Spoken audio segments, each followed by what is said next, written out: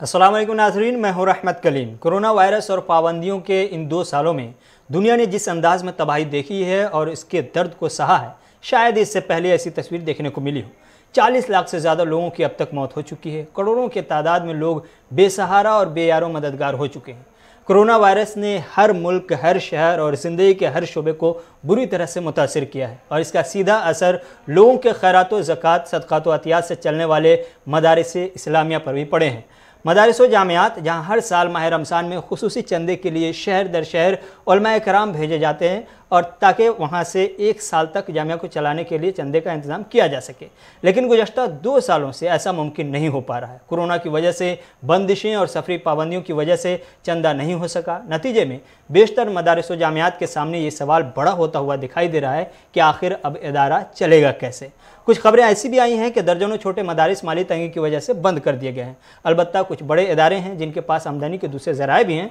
उनके सहारे इदारे को खोलने की तैयारी चल रही है। अलबत्ता मदारिस और जामियात के सामने मौजूदा वक्त में क्या कुछ चैलेंजेस हैं, किस किस्म के मसाइल का सामना है और मदारिस में तालीमी सरगर्मियों को फिर से शुरू करने के लिए किन किन दिक्कतों का सामना करना पड़ सकता है, इन तमाम मसाइल पर बात करने के लिए और आवाम तक दर्द मदारिस पहुँचाने के लिए हमने ये ख़ास सीरीज़ शुरू किया है। और इस सीरीज़ में आज हम जिस इदारे की बात करने वाले हैं वो किसी तारुफ के मोहताज नहीं है। मुल्क की मशहूर, मारूफ और मायनाज तालीमी इदारे में शुमार किए जाने वाले बिहार के चंदनवारा मशक़ चंपारण में वाक़ जामिया इमाम इब्न तैमिया के बारे में आज हम बात करेंगे। एक ऐसा इदारा जिसने बहुत ही कम वक्त में मुल्क व मिल्लत के लिए बेइंतहा खिदमात अंजाम दी हैं, जहाँ 4000 से ज़्यादा तलबा व तालिबात ज़ेर तालीम हैं और आज इदारे के फ़ारिगीन सिर्फ हिंदुस्तान ही नहीं बल्कि हिंदुस्तान से बाहर भी अहम शोबों में बड़ी ज़िम्मेदारियाँ निभा रहे हैं। दीनी व असरी तालीम के हसीन इम्तियाज़ वाले जामिया इमाम इब्न तैमिया के फ़ारिगीन बेशतर शोबों में आपको आज मिल जाएंगे। उसी जामिया इमाम इब्न तैमिया के एग्जीक्यूटिव कमेटी के सदर, आलमी शहरत याफ्ता मुबल्लिग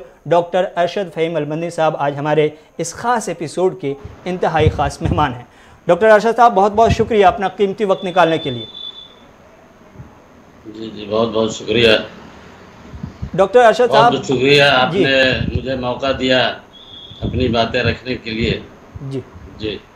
डॉक्टर अरशद साहब, आप मदारिस व जामियात के मसाइल से बखूबी वाकिफ़ हैं। गुज़श्ता 2 सालों में जो तबाही देखने को मिली है उसके आप गवाह भी हैं। जामिया इमाम इब्न तैमिया पर बात करने से पहले एक सवाल पूरे मदारिस व जामियात की सूरत हाल पर पूछना ज़रूरी है। मदारिस व जामियात कैसे चलाए जाते हैं, किन किन मुश्किलात का सामना करना पड़ता है, इससे आप बेहतर वाकिफ़ हैं। इसलिए सवाल ये है कि मदारिस व जामियात की मौजूदा सूरत हाल कैसी है और आगे क्या कुछ इम्कानात हैं। जी मैं सबसे पहले आपको ये बताना चाहता हूँ, आपके तवस्सुत से आपके तमाम नाजरीन को, मुशाहिदीन को, जी, कि अभी तक मदारिस और जामियात को चलाने के लिए जो असबाब व ज़राए इख्तियार किए गए या किए जाते रहे हैं, उनमें बेशतर का ताल्लुक़ अवामी सदक़ात, खैरात और चंदे से है। जी, और इन्हीं के सहारे मदारिस ने अब तक की कारकर्दगी लोगों के सामने पेश की है। ये अलग बात है कि बाज़ मदारिस के दूसरे असबाब भी हैं, लेकिन ऐसे मदारिस की तादाद बहुत कम है। जी, अब मौजूदा सूरत हाल में, जबकि ज़िंदगी के हर गोशे में जी, इस बीमारी की वजह से एक बड़ी तब्दीली आ रही है, बल्कि ये कहें कि दुनिया का निज़ाम बदल रहा है, जी, चाहे वो समाजी निज़ाम हो या इक़्तिसादी हो या तालीमी निज़ाम हो। ऐसे हालात में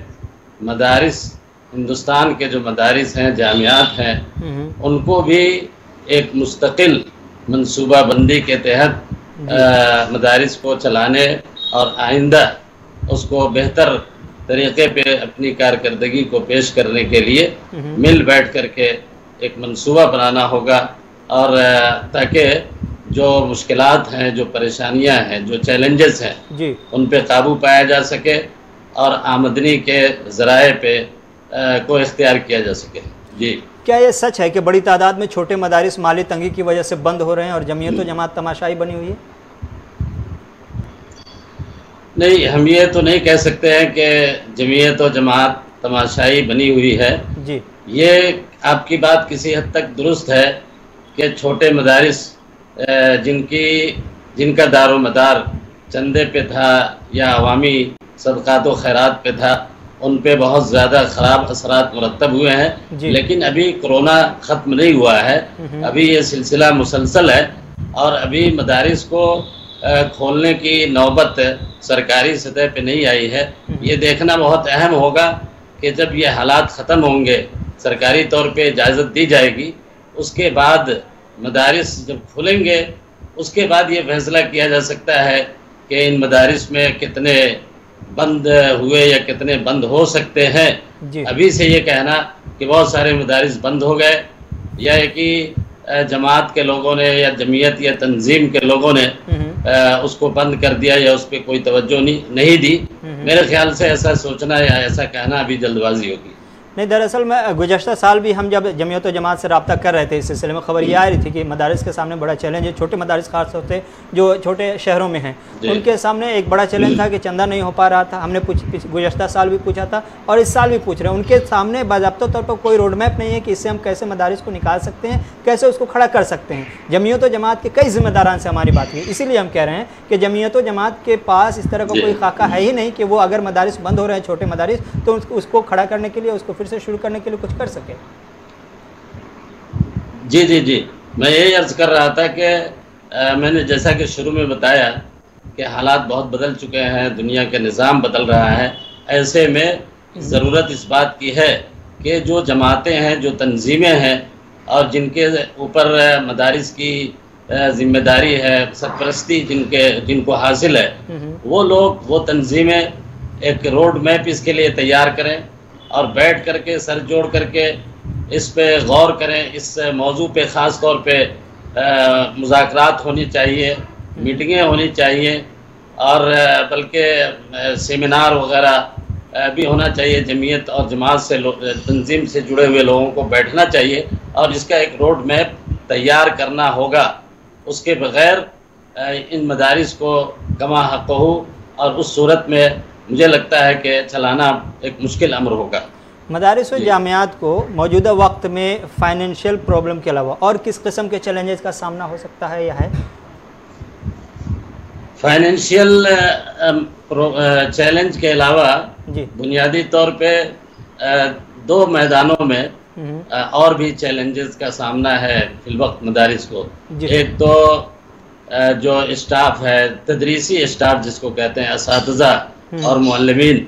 تو پچھلے 2 سالوں میں کرونا کی وجہ سے وہ لوگ جو مدارس سے جڑے ہوئے تھے بحیثیت ٹیچر، بحیثیت استاد، تو وہ عام طور پہ ایسے لوگ مالی اعتبار سے بہت کمزور ہوتے ہیں. اور ان 2 سالوں میں چونکہ ان کے ساتھ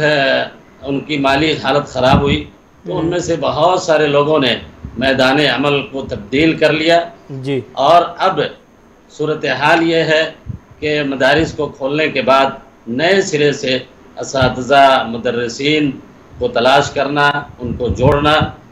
اور اچھے لوگوں کو حاصل کرنا، یہ ایک بہت بڑا اہم کام ہوگا، بہت بڑی ذمہ داری ہوگی. یہ ایک مسئلہ مدارس کے تعلق سے تعلیمی میدان میں ہے. اس کے علاوہ طلباء جو اس میں پڑھنے والے بچے ہیں، ان بچوں کی بھی حالت، جیسا کہ سب لوگ جانتے ہیں کہ مدارس میں کا رخ کرنے والے طلباء بچے جو ہیں عام طور پہ بہت ہی غریب گھرانے سے تعلق رکھتے ہیں، ان کی مالی حالت بہت ہی خراب ہوتی ہے. تو یہ بچے بھی 2 سال سے تقریباً گھروں پہ بیٹھ کر کے انہوں نے اپنی معاشی حالت کی مجبوریوں کے پیش نظر، جیسا کہ مجھے علم ہے، بہت سارے طلباء نے تعلیمی میدان کو خیر بات کہہ دیا. بہت سارے طلباء معاشی پریشانیوں کی وجہ سے دوسرے میدان سے جڑ گئے ہیں تاکہ ان کی ضروریات زندگی پوری ہو سکے. تو یہ بھی ایک بہت بڑا چیلنج ہوگا مدارس کے سامنے کہ دوبارہ ایسے بچوں کو پھر لایا جائے، جوڑا جائے تعلیم سے، اور ان کو پہلے کی طرح تعلیمی میدان میں ان کی رغبت ہو اور ان کو تعلیم کے سلسلے سے دوبارہ جوڑ کر کے اور ان کے ذہن و دماغ سے اس بات کو نکالا جائے کہ مدارس سے سلسلہ جو منقطع ہوا ہے، اس کا یہ مطلب نہیں ہے کہ آپ کا تعلیمی سفر ختم ہو گیا ہے. جی شیخ ارشد صاحب، जामिया दो अहम चैलेंजेस हैं। जी जी जामिया इमाम इब्न तैमिया की क्या कुछ सूरत हाल है और इस मुश्किल वक्त का इदारा कैसे सामना कर रहा है? जामिया इमाम इब्न तैमिया अल्हम्दुलिल्लाह इस वक्त अच्छी सूरत हाल में है, और हम यहाँ पे अपने नाजरीन को, आपके नाजरीन को ये बताना चाहते हैं कि हमारे जो मौजूदा ये सदर हैं जामिया के, डॉक्टर अब्दुल्ला अस्सलफ़ी, उन्होंने जामिया के लिए मुस्तकिल एक प्रोग्राम तय कर दिया है और उस एक रोड मैप बनाया है उन्होंने, ख़ास तौर पे तालीमी मैदान में। और अल्हम्दुलिल्लाह एक टीम जो है मुसलसल यहाँ पे उनके इशराफ में, उनकी निगरानी में काम कर रही है। और मुझे लगता है कि जामिया इमाम इब्न तैमिया जैसे ही हुकूमत की तरफ से इजाज़त मिलेगी मदारिस को खोलने की, तो पूरी मुस्तैदी के साथ और पूरे आबोताब के साथ जामिया में तालीमी सफ़र दोबारा शुरू हो जाएगा, और इसकी तैयारी पूरे तौर पे हो रही है अल्हम्दुलिल्लाह। अल्हम्दुलिल्लाह। जामिया इब्न तैमिया में कब तक तालीमी सरगर्मियों की बहाली के इम्कानात हैं और क्या कुछ शराइत होंगे? चूँकि पिछले दिनों कुछ नोटिफिकेशन वगैरह भी सामने आए थे। इस हवाले से अगर उन तलबा को जो जामिया इब्न तैमिया के हैं, जो उससे जुड़ना चाहते हैं, आना चाहते हैं, उनको आप अगर कुछ बता पाएँ। ये असल में नोटिफिकेशन जो है ये इस बुनियाद पे आया कि हुकूमत बिहार की तरफ से क्लास 11 से ऊपर कॉलेजेस या यूनिवर्सिटियां हैं, उनमें मशरूत तौर पे तालीम की इजाज़त दी गई है कुछ गाइडलाइंस के साथ। तो इसको सामने रखते हुए जामिया इमाम इब्न तैमिया ने भी अपने बच्चों को एक ऐलान दिया कि वो तैयार रहें ज़हनी तौर पे। जैसे ही यानी ईद उल अज़हा के बाद अगर ये सिलसिला जारी रहता है और शायद हुकूमत की तरफ से तवक्को है कि नीचे के दर्जात में भी तालीम की इजाज़त दी जाएगी, तो उसको सामने रखते हुए पहले से बच्चे तैयार रहें, इसलिए उनको ये ऐलान दिया गया। और अल्हम्दुलिल्लाह अब तक जो बच्चों के का रिस्पॉन्स है, बच्चों के जो तासुरात हैं, ख़ास तौर पे जामिया इब्न तैमिया में पढ़ने वाले तलबा और तालिबात के, उससे अंदाज़ा लगाया जा सकता है कि बच्चे भी तैयार हैं, बल्कि बेताब हैं कि वो जितना जल्द हो सके उनका तालीमी सफ़र शुरू हो सके। और मैं इंशाअल्लाह उम्मीद करता हूँ कि जामिया इमाम इब्न तैमिया इस सिलसिले में ख़ास तौर पे एक मिसाल पेश करेगा मदारिस के लिए, और जैसे ही तालीमी सफ़र हुकूमत की तरफ से शुरू करने की इजाज़त दी जाएगी, पूरी पाबंदी के साथ और पूरे इस्तेदाद के साथ जामिया में तालीमी सफ़र शुरू हो जाएगा। करीब 2 साल तक दीगर इदारों की तरह तैमिया के तलबा व तालिबात का भी रिश्ता किताबों से मुनक़ता रहा। ज़ाहिर सी बात है तालीमी खसारा हुआ है, इसकी भरपाई के लिए आपके टेबल पर क्या कुछ रोड मैप है? जामिया इमाम इब्न तैमिया में दूसरे बाज़ जामियात की तरह इस मुद्दत में ऑनलाइन तालीम का जुज़वी सिलसिला जारी रखा गया है, और जो ऊपर क्लास के असातिज़ा हैं उन्होंने ऑनलाइन बच्चों को बाज़ चीज़ों की तदरीस से जोड़ रखा है। तो ये एक सिलसिला था, अगरचे ये सिलसिला बहुत मजबूत नहीं था, लेकिन ये जारी रहा। तो इसलिए हम मुकम्मल तौर पे ये नहीं कह सकते हैं कि मुकम्मल खसारा हुआ है, लेकिन बहरहाल इस बात को तस्लीम करना चाहिए कि बच्चों का बहुत बड़ा खसारा हुआ है और जो तालीम होनी चाहिए थी वो नहीं हुई। ये एक चीज़ है। दूसरी चीज़ ये है कि यानी बच्चों की जो तालीमी सफ़र है वो हम चाहते हैं कि जल्द अज जल्द शुरू हो जाए, और जो बच्चे 1 साल तक तालीम हासिल नहीं कर सके हैं उसके लिए रईस जामिया डॉक्टर अब्दुल्ला अस्सलफ़ी हफ़िज़हुल्लाह ने एक बाज़ाब्ता रोड मैप तैयार किया है, और पिछले दिनों हमारी उनसे बहुत तफसील से इस मौजू पे गुफ्तगू हो चुकी है, जिसमें ये चीज़ है कि ऐसे बच्चे जिनका 1 साल ज़ाया हुआ है जामिया इमाम इब्न तैमिया में, उनके लिए एक्स्ट्रा क्लास का एहतमाम किया जाए, असातिज़ा को खारिज बाकी वक्तों में मुकल्लफ़ किया जाए कि वो उन बच्चों को अलग से पढ़ाएं, चाहे इसके लिए रात में पढ़ाना पड़े या तदरीस के औकात के अलावा दूसरे औकात में पढ़ाना पड़े, اور خاص طور سے ایسے بچے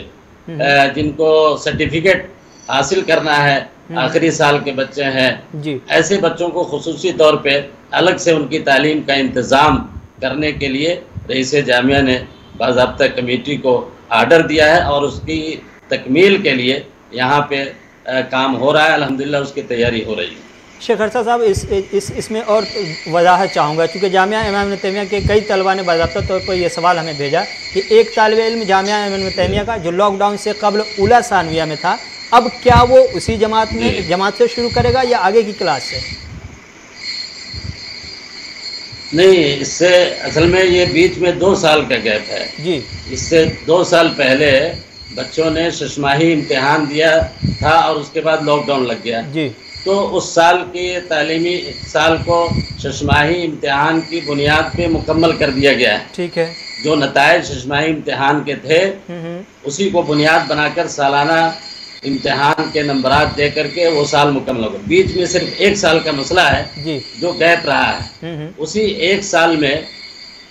اس کے لیے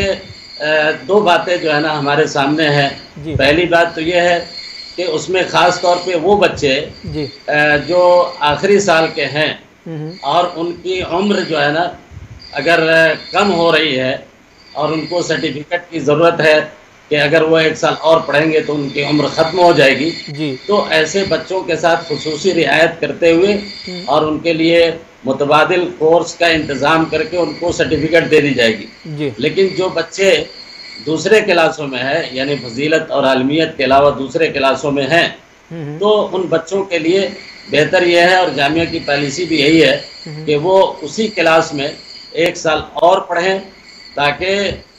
ان کی تعلیمی صلاحیت مضبوط ہو اور یہ سلسلہ منقطع نہیں ہو۔ اگر ان کو ہم نے آگے کے کلاس میں ترقی دے دی جی تو ہمیں اچھی طرح معلوم ہے کہ ایسے بچے تعلیمی سفر تو مکمل کر لیں گے، جی لیکن انقطاع کی وجہ سے، انقطاع دراسہ کی وجہ سے ان کی صلاحیت متاثر ہو سکتی ہے اور بہت ساری کمیاں ایسی رہ سکتی ہیں جن جی کی بھرپائی وہ بعد میں نہیں کر سکتے ہیں۔ اس لیے ایسے طلباء جو فضیلت اور عالمیت کے آخری سالوں میں نہیں ہیں، ان کو اسی کلاس میں اس سال بھی انشاءاللہ پڑھنا مفید ہوگا، ان کے لیے بھی اور جامعہ کے لیے۔ جی طلباء سے اب اساتذہ کی طرف آتے ہیں۔ اساتذہ کی تنخواہ کا مسئلہ بار بار سامنے آتا رہا ہے۔ کچھ اداروں میں شروعاتی چند مہینوں میں جب لاک ڈاؤن لگا تھا تب اساتذہ کو تنخواہ دی گئی، لیکن پھر یہ سلسلہ بند کر دیا گیا۔ کیا تیمیہ میں بھی ایسا ہی کچھ ہوا؟ نہیں، الحمدللہ جامعہ امام ابن تیمیہ مجھے لگتا ہے کہ ان جامعات میں شامل ہے، جی بلکہ ہم کہہ سکتے ہیں کہ یہ جامعہ امام ابن تیمیہ کو انفرادی طور پہ یہ خصوصیت حاصل ہے کہ اس پوری 2 سال کی مدت میں جامعہ نے اپنے اساتذہ کو نہ صرف یہ کہ جوڑے رکھا ہے بلکہ ان کی تنخواہ کا ایک معقول حصہ ان کو فراہم کیا ہے، اور ایسے اساتذہ جو جامعہ سے ابھی بھی منسلک ہیں الحمدللہ ان کو ماہ اپریل جی میں آج کی تاریخ میں آپ کو بتا رہا ہوں، ماہ اپریل 2021 تک کی تنخواہ کی ادائیگی کی جا چکی ہے، اور یہ ہم سمجھتے ہیں کہ رئیس جامعہ ڈاکٹر عبداللہ السلفی کی ایک بہت اہم اور واضح پالیسی ہے کہ جو اساتذہ بھی جامعہ سے متعلق ہیں، حالات کی وجہ سے اگر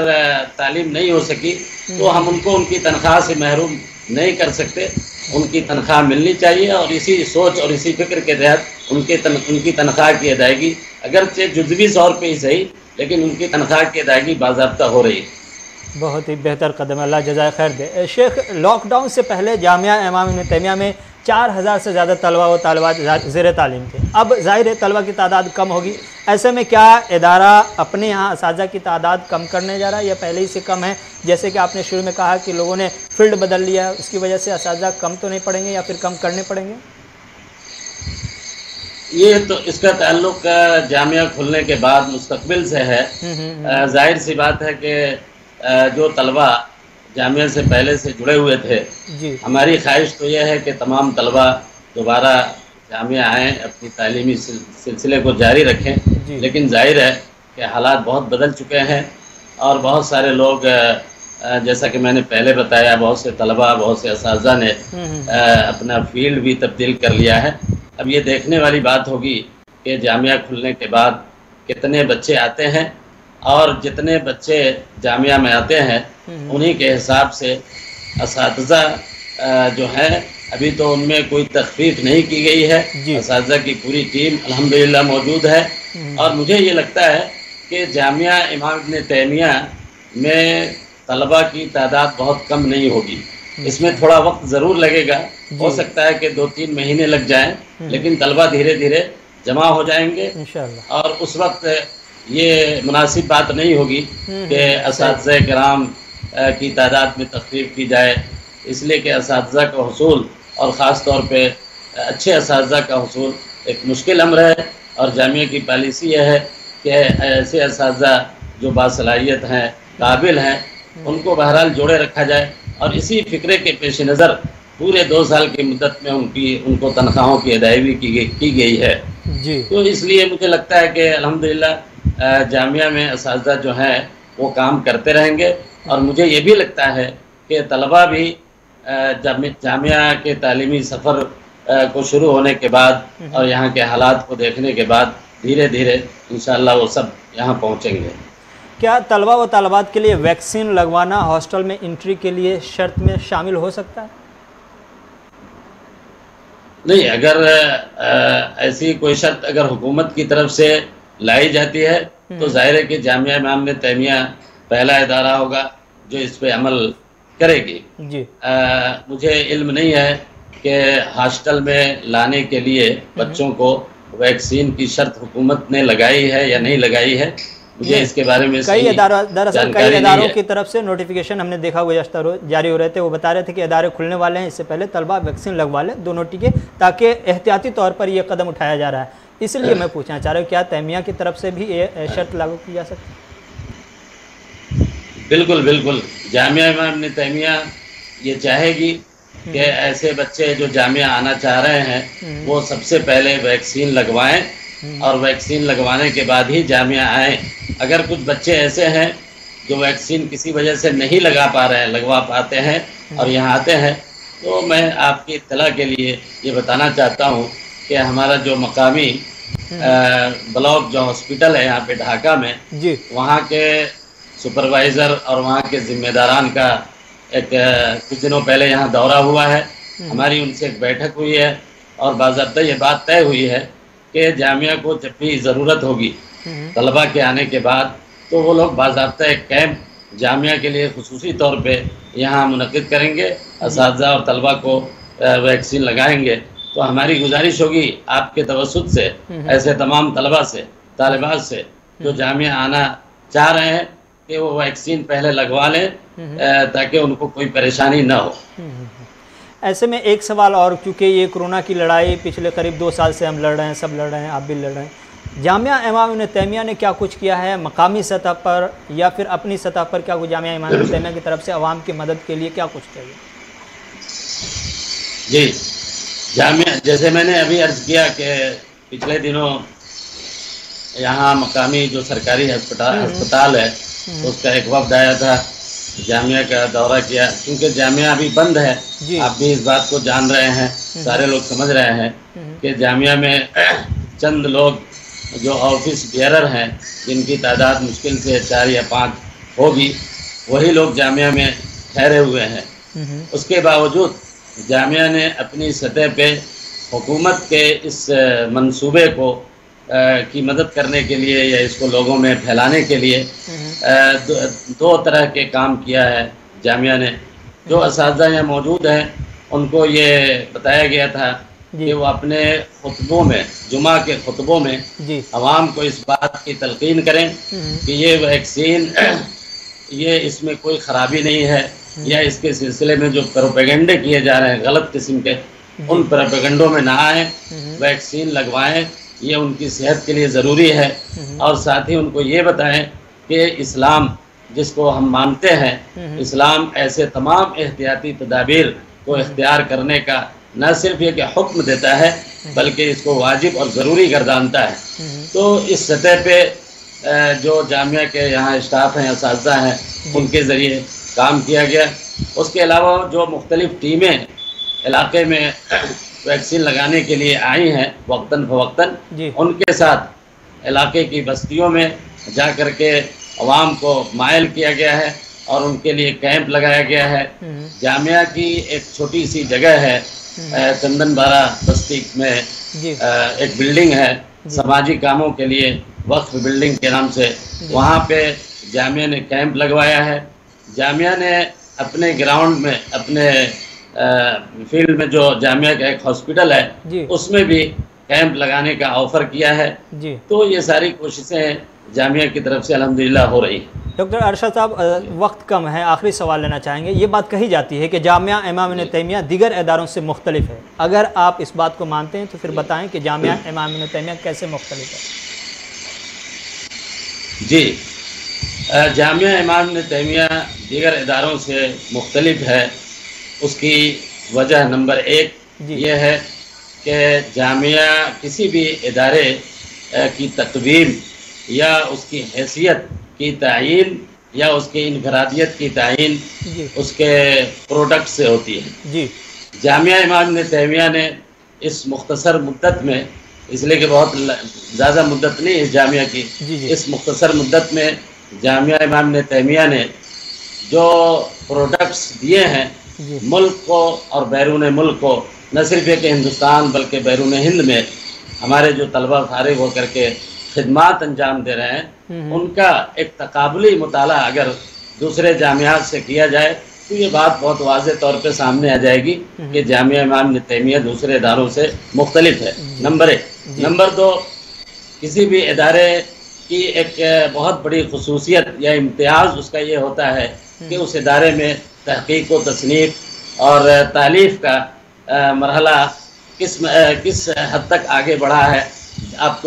آپ کے حوالے سے میں ناظرین کو یہ بتانا چاہتا ہوں کہ جامعہ امام ابن تیمیہ عربی اور اردو زبان میں ماہانہ مجلہ شائع کرنے کے علاوہ اب تک تقریباً 100 سے زیادہ اہم کتابیں نہ صرف یہ کہ اردو زبان میں بلکہ انگریزی، ہندی اور عربی زبان میں شائع کر چکا ہے جامعہ۔ اور اس مہم میں جامعہ کے اساتذہ نے اور محترم ڈاکٹر محمد لقمان السلفی رحمہ اللہ بانی جامعہ نے